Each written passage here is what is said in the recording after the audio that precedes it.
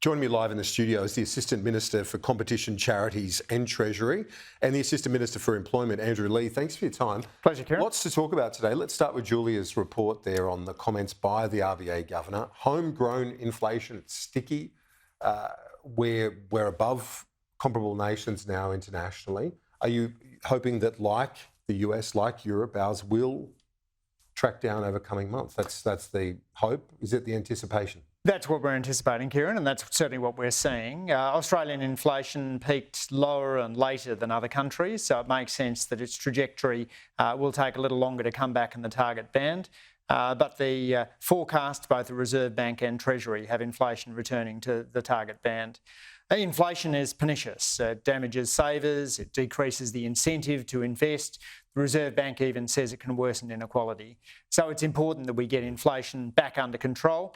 And Michelle Bullock, as her comments also reflect, the very strong employment performance we've seen. Now 20 months in a row with unemployment below 4%, and of course 17 of those 20 months under this Labor government. Yeah, it's a resilient economy, but it's one that's a lot of people doing tough in right now, aren't they? Absolutely. And you'd be hearing that as a local member. Yeah, no, that's a story I get from a lot of people, particularly those on lower incomes. And you have this situation, Kieran, now where people on lower incomes are feeling the squeeze, switching to home brands and shopping in multiple supermarkets. While those on the top part of the distribution are crowding the airport departure lounges, and we're seeing big increases in international travel. So there's a bit of a two-speed economy thing going on there as well. The capacity investments mechanism, it's been announced by the Energy Minister today.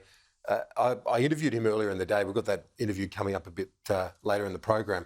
But one of the things politically that looks like a difficulty is the fact that while you don't want to show your hand in terms of this is basically an auction to the private sector. That's right. To give the best possible deal for the taxpayer.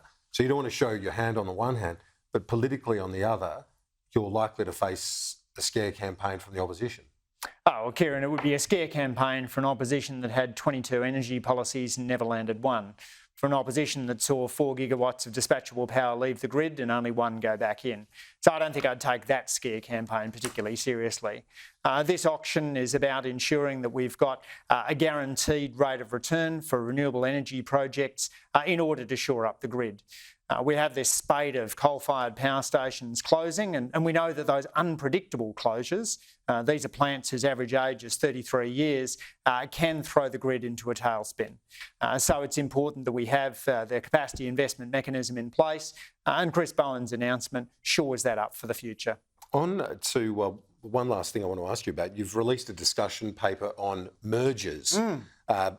Mergers between companies sometimes can achieve economies of scale. I read the lead into your discussion paper earlier, and so there are positives from mergers. What are your concerns? Why are you looking at reforming them? Kieran, I don't want Australia to become the land of the duopoly. We want Australians to have choice about where they shop, and we want Australian workers to have choices about where they can work. But over the last couple of decades, we've seen a rise in market concentration and an increase in markups, the gap between cost and price. In that environment, we're really keen to ensure that we've got a more dynamic economy. With other countries reviewing their merger settings, it makes sense for Australia to do the same. So it's to get the balance, because obviously there are merits to some. Absolutely. But you are worried about concentration elsewhere. Absolutely. We want to make sure that we've got the right set of merger laws now going into the future. With the US, UK, Europe reviewing merger laws, we should do so as well. To give you one specific example, notification. Most advanced countries require notification of a merger. Australia is not a compulsory notification jurisdiction. So sometimes we don't even find out if there's a big multinational merger taking place. Assistant Minister Andrew Leigh, thanks. Talk to you soon. Pleasure, Kieran.